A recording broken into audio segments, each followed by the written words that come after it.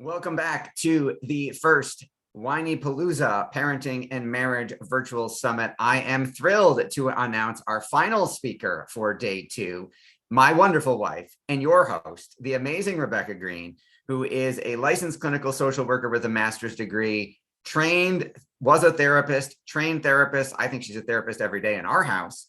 And she is a top 100 mommy blogger, a podcaster, a vlogger, which we will invite you to join her lives every week. And an Amazon bestselling author and an amazing wife and wonderful mother to our 3 wonderful children.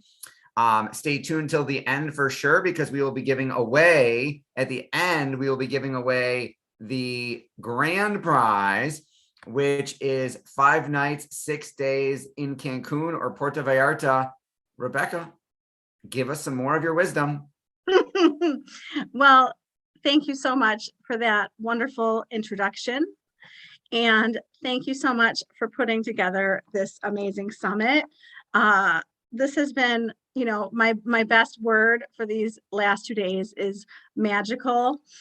I'm overcome with wonderful emotions of how fabulous this has been.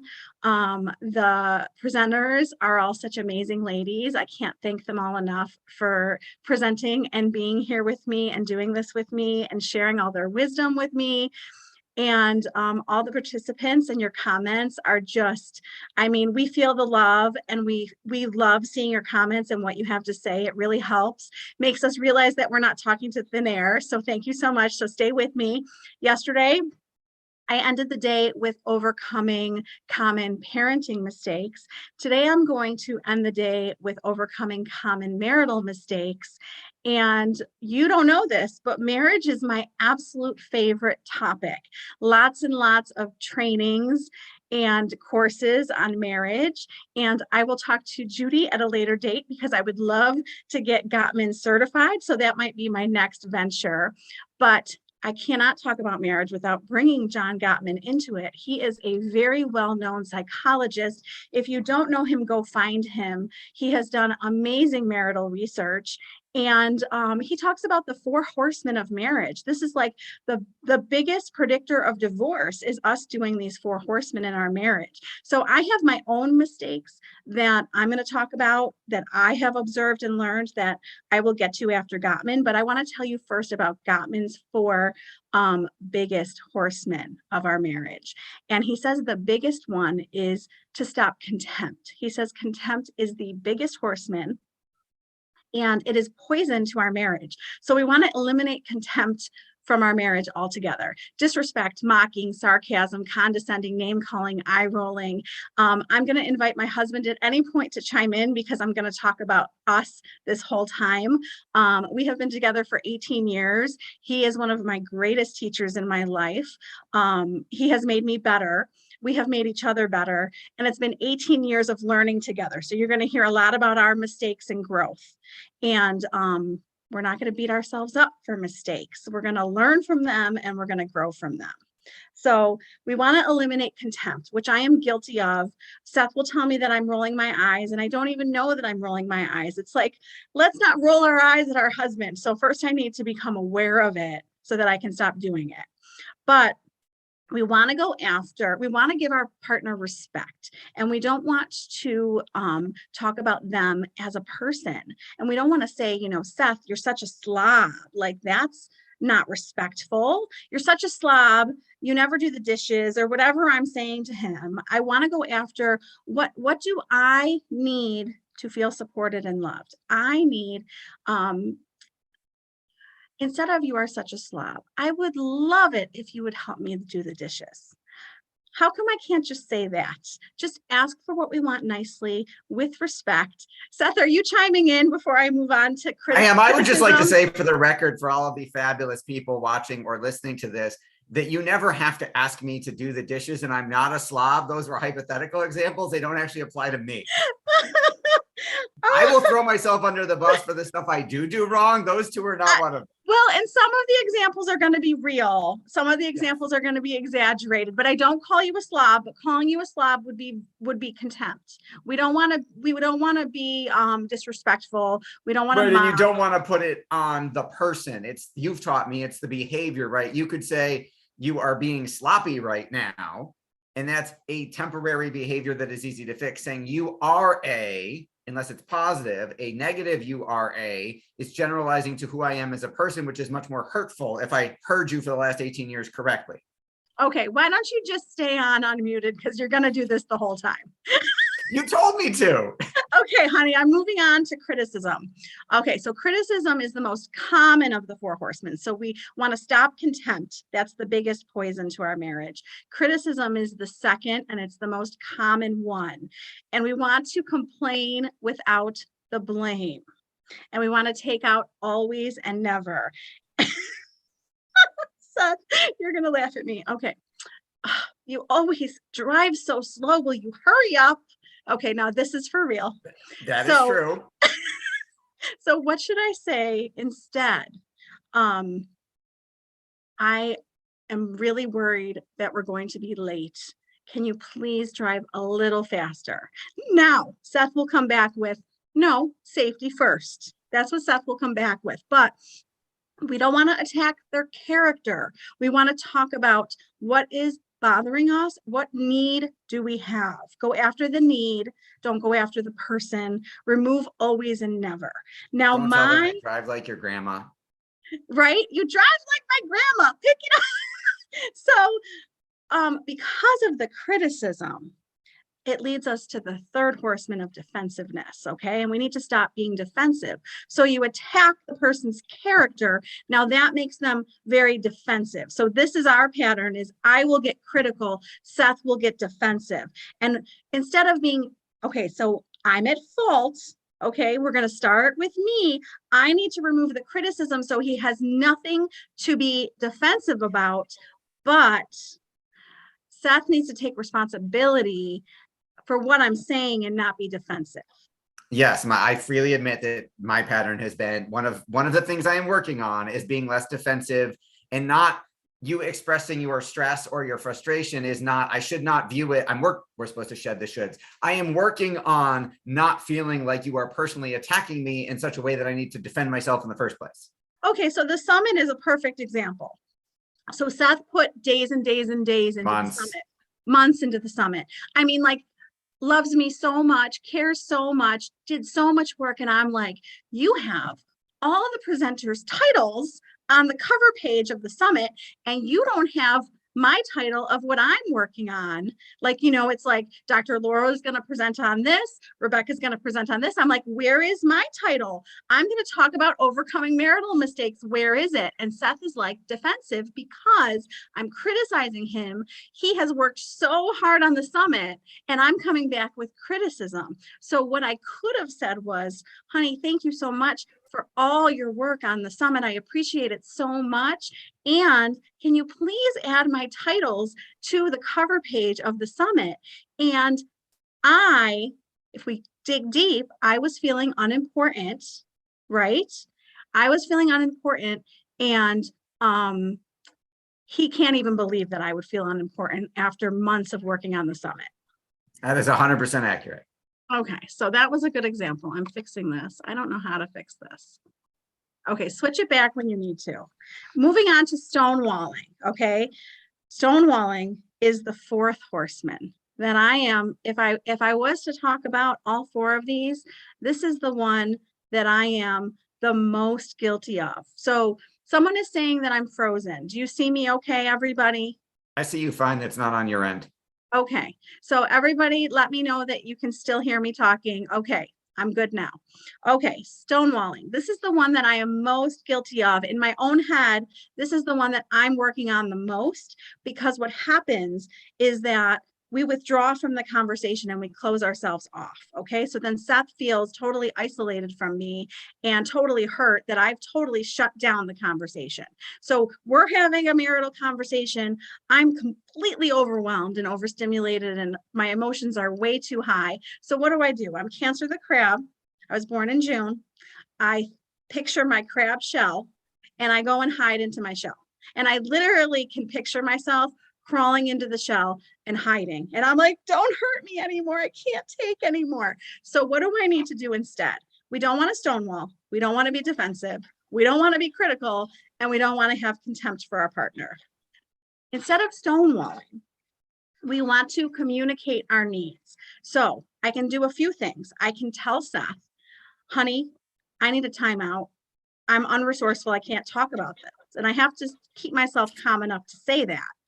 Now, according to Gottman, we need 20 minutes minimum. And I'm telling my husband that we need 20 minutes minimum to separate. Now you tell me. So I'm just learning this. I didn't know 20 minutes. I did research on this because I'm the most guilty of this one. So he also says you can come up with a word or a hand signal. So get as silly as you want. Say pickle, and pickle's your word that your partner knows, and you can laugh together. Oh, she's saying pickle. That's funny. Or get a funny hand signal, like do time out or something silly with your hands to say, this is not working for me. Separate, take your time, come back together, and don't make your partner feel like you abandon them. Make an appointment to talk. Yes, Jamie. So I can say to Seth, I need 20 minutes. I'll be back. And 20 minutes should give me enough time to think and regroup. Okay, so those are Gottman's 4 horsemen. Biggest predictors of divorce. Get them out of your life and work on your marriage. Let's move on to some of the ones that, as Rebecca Greene, I have noticed in marriages from courses, trainings, observations. Okay. Counseling. Stop expecting mind reading. Okay. Every single person listening. I am telling you this, and I am so guilty of this. I will expect Seth to read my mind. And everyone's saying they're guilty of this. So for me, my birthday is like a perfect example. And I expected Seth to give me what I wanted on my birthday without me telling him anything. Didn't know what to buy me, didn't know what to feed me, didn't know what activity I wanted to do.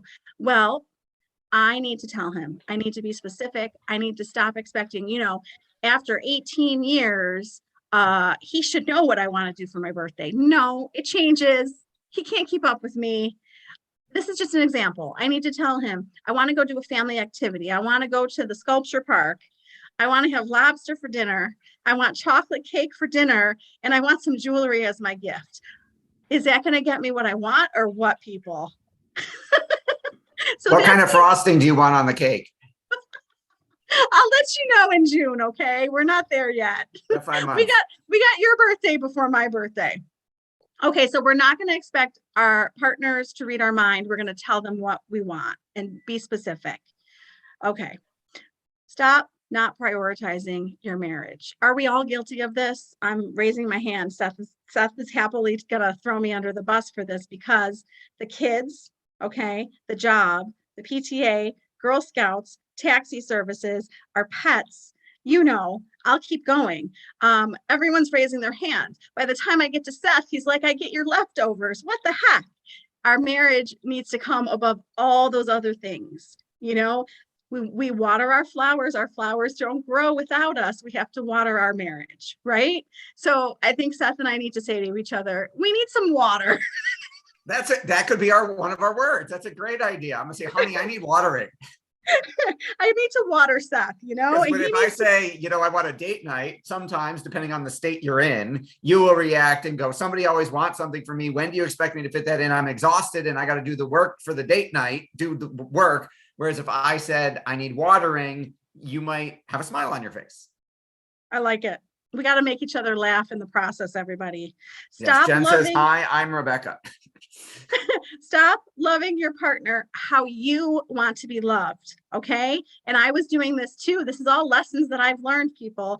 The 5 Love Languages is an amazing marital book that I suggest you all go read about marriage. Taught me a lot about my husband. We had a lot of discussions after that book. Okay. So what are the 5 love languages? Acts of service, quality time, gifts, words of affirmation, and physical touch. Yes, you need to read it, Sarah. Do you know your love language? Okay. So my love language might be acts of service. I want Seth to help me drive the kids, do the dishes, help me. I don't want to feel alone. That's how I feel loved. Doing my summit, building my summit, that's acts of service. It makes me feel so loved. However, I was loving Seth how I wanted to be loved, and I was doing acts of service for Seth, thinking that I was giving him what he needed. Seth wants words of affirmation. He wants to hear it. He wants me to say, oh my God, the months you spent building the summit were so worth it. I loved it so much. This was amazing. So that makes you feel loved, right? It does. You saying, well, why don't you, when we were having one of these conversations and you were like, why don't you feel loved? I did the dishes. I drove your kids around. I cleaned the house. I did laundry. I folded your laundry. Doesn't that count? And I was like, well, not to me. Yes, it's wonderful, but you turning my socks the right way does not make me feel loved. Okay. Well, I still need to do the laundry. I still need to make, still need to make your meals, and I'm happy to take care of you in that way. But I now know that that doesn't make Seth feel loved. So I'm glad I learned that about him. So go learn about your husband. I do hear beeping. I do hear, or spouse. I do hear beeping in the background. I don't know if you hear anything in our house, but I'm going to keep going. There's a UPS truck. Okay. Stop doing the same marital patterns. Okay. So I realized one of our patterns recently, like pay attention. When you have a fight over and over again, yes, the crazy cycle, Ruth, start paying attention to what patterns do you have. I have noticed that our fights tend to be me frustrated with Seth for not paying attention to details. Okay, so we need to work on that together because that seems to be our biggest pattern. So go over it, debrief after a fight. You know, when you're in a better state. When you're in a better state, it is the best time to think about, what did we just fight about? Do we do this all the time? Is this common? And how do we break this cycle? You have to write. I have literally written down, what do we say? Where do I interrupt it and change this sanity of the same fight over and over again? So I'm now aware that I'm triggered by Seth not paying attention to details. So now when I'm upset, I can say, is this about details? And I can calmly talk to Seth about the details instead of escalating. That would be fantastic. So we're stopping. I'm a detail-oriented person, and I am a big picture visionary 20,000 foot bird's eye view person. Yes. So stop thinking little things don't matter. This is something I've noticed in life with parenting and marriage. We do little things all day as a parent and as a spouse. So maybe we send a loving text message. Maybe we make some food. Maybe we go on a date. Maybe we smile at our husband or hold hands. Okay, so we think these things are so little, but all of these little things is what's adding up to our wonderful marriage. So do the little things every day and do the little nuggets all day and watch it grow into like this fabulous marriage. That's what it's about. It's not the huge things. It's not the huge date night. I mean, how often do Seth and I have a huge date night? It's the little things that, like when I'm done with this, I'm going to go hug him and kiss him and say, thank you so much. The kisses, the hugs, the smiles, the hand holding, like that's what matters. And when you find out what their love language is, that can help. Because if I know Seth needs to hear it, I can do little things all day using my voice because he wants words. Okay, so stop thinking you are right. Stop thinking you are right. How does it help? Do we really want to win? Does winning an argument equal a happy marriage? Does winning an argument equal a happy kid? No, we don't want I win and Seth loses. Yes, winning a battle is losing. We want win-win. How can Seth and I win together? What do we both need? How can we get to a place together where we both are feeling loved, our needs are getting met, and we're both winning? And I need to not go into the fight or the disagreement with, I'm going to win, which leads me to stop talking and listen. Okay, so I'm a talker. You can probably tell. You can probably tell that I'm a talker. However, at my age now, I'm very different than I was 10 years ago. 10 years ago, I was talking a lot more. Now, whether it's Seth or my parents or my kids or my friends, I'm listening more and talking less. That is so much more important to relationship development. We don't want to be thinking about what we're going to say when we're talking to our spouse. So Seth and I are having a conversation. I'm not even listening to him because I'm thinking about what I'm going to say. No, I'm going to listen and I'm going to really hear him, and then I'm going to respond. So I think it was Judy who talked about the speaker and the listener. One of the amazing ladies today talked about speaker listener. I think it was Judy, and it was amazing. And we have to realize who has the talking stick. Seth has the talking stick. So Rebecca's going to listen. And sometimes Seth will even say to me, sometimes he will say to me, I'm not done. Yeah, you are ready with your response before I finish and you're already going. I'm like, can you just let me finish? You're like, I know what you're going to say already. I'm like, I know, but I still need to say it even if you already know it.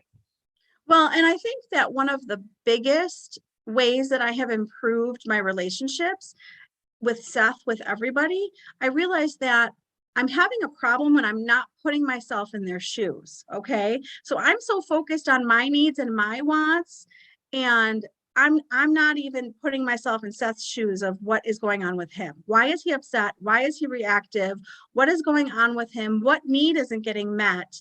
I'm so busy thinking about myself that I'm not helping us because I'm not putting myself in his shoes and I'm not being empathic.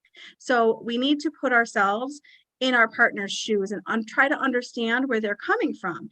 And if you don't understand where they're coming from, then ask them some questions to learn what's going on with them.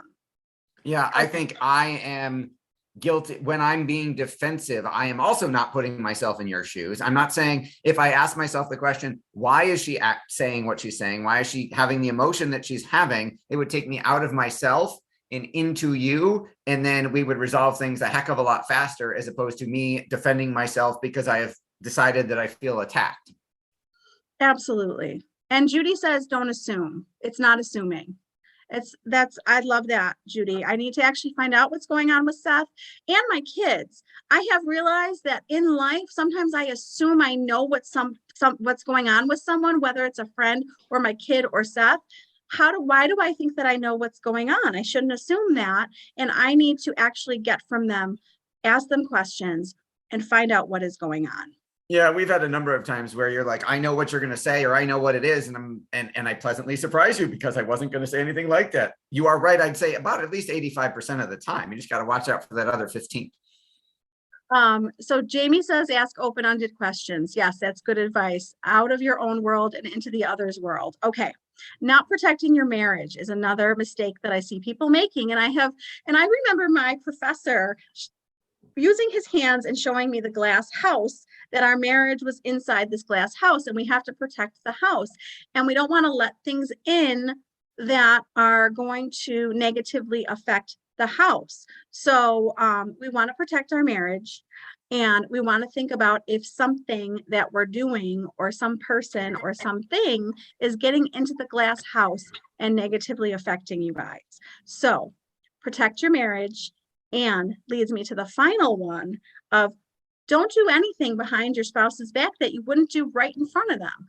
And I'm an open book. Okay. So anything that I say or do or that I have going on with me is open to Seth. Okay. They should be able to go on your phone. They should be able to hear your conversation. We want to do, and this goes in life in general, to say things to people that we would say right in front of them. So I believe that is 15 mistakes that we are making. I did that as fast as I possibly could. I can't believe you got that done that fast.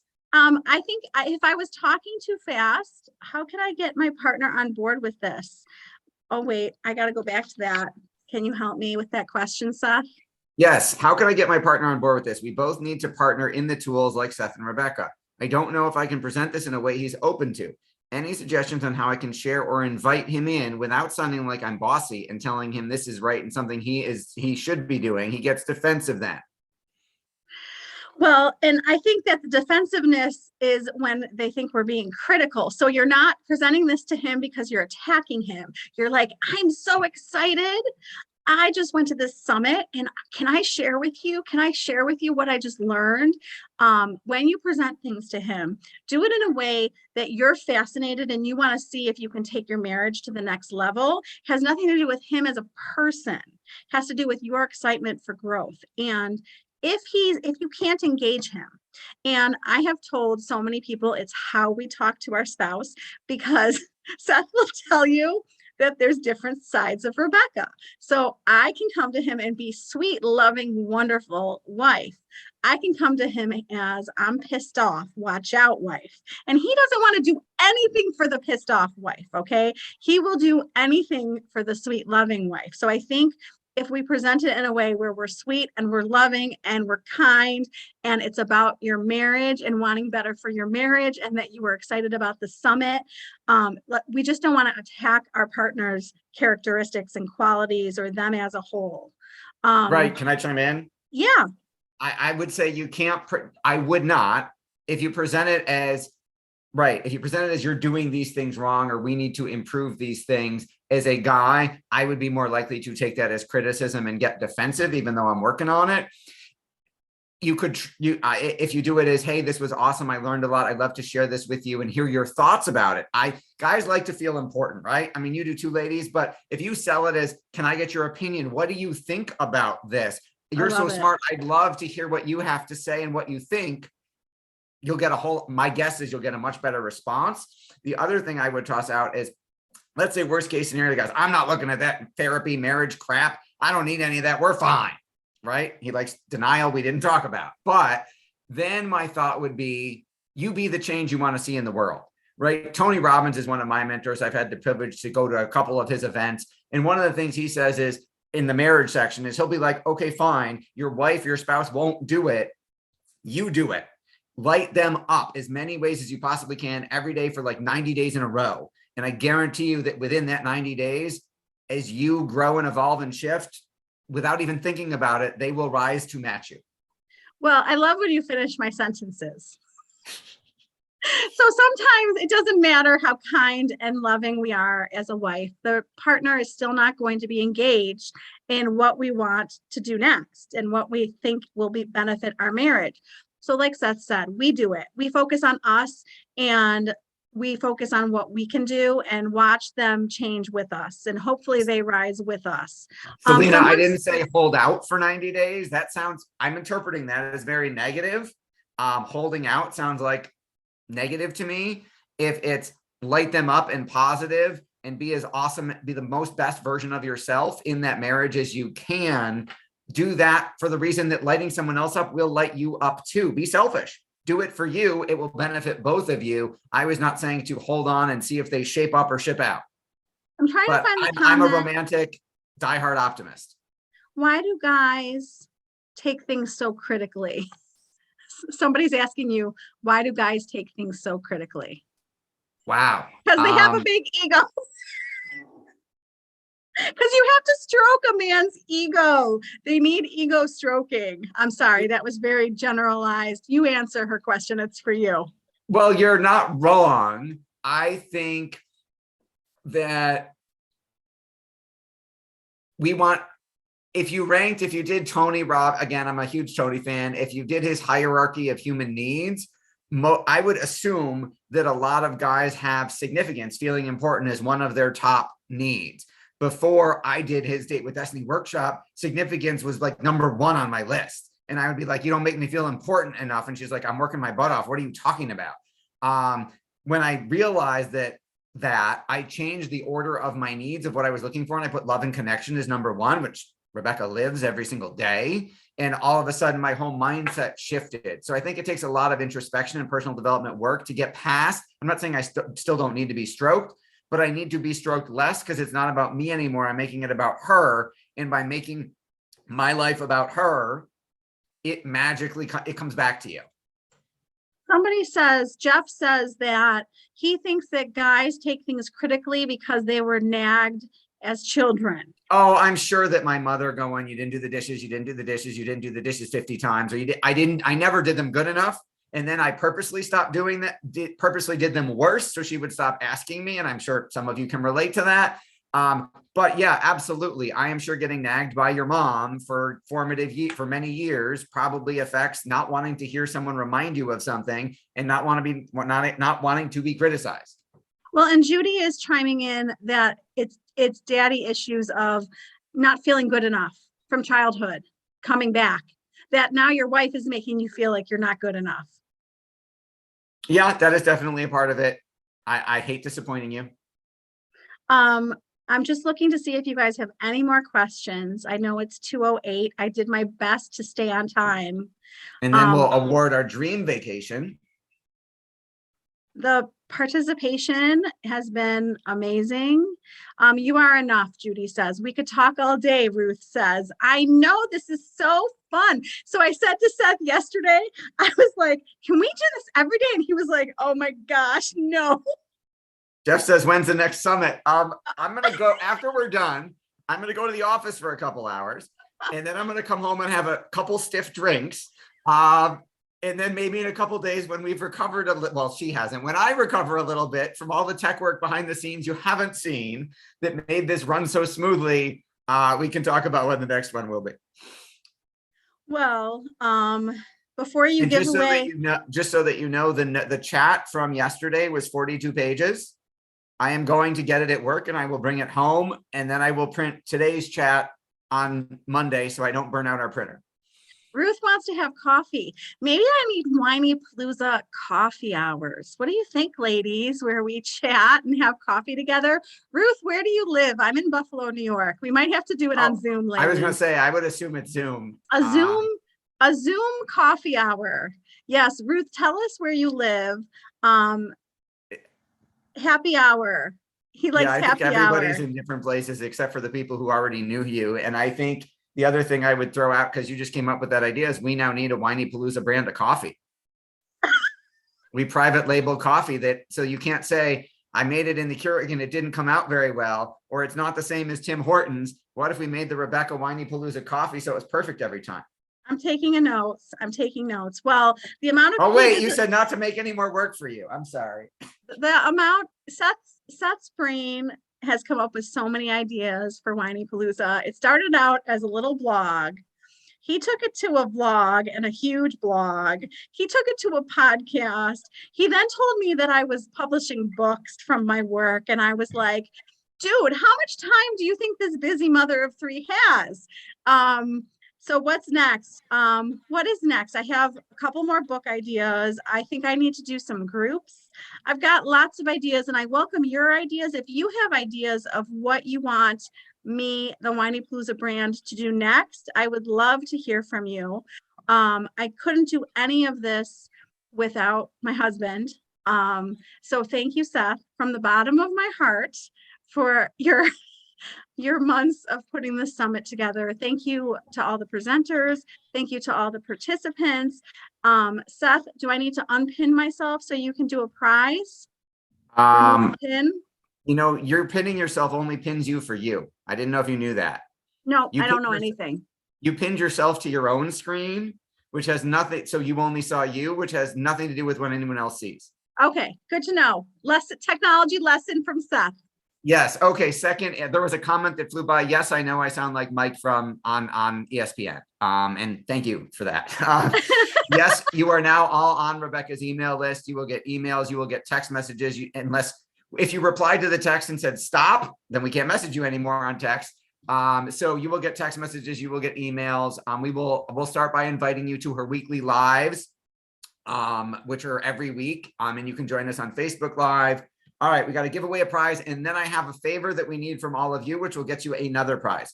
So we need to give away we need to give away, where'd my screen go? All right, we need to give away 5 nights and 6 days hotel stay in either Cancun or Puerto Vallarta.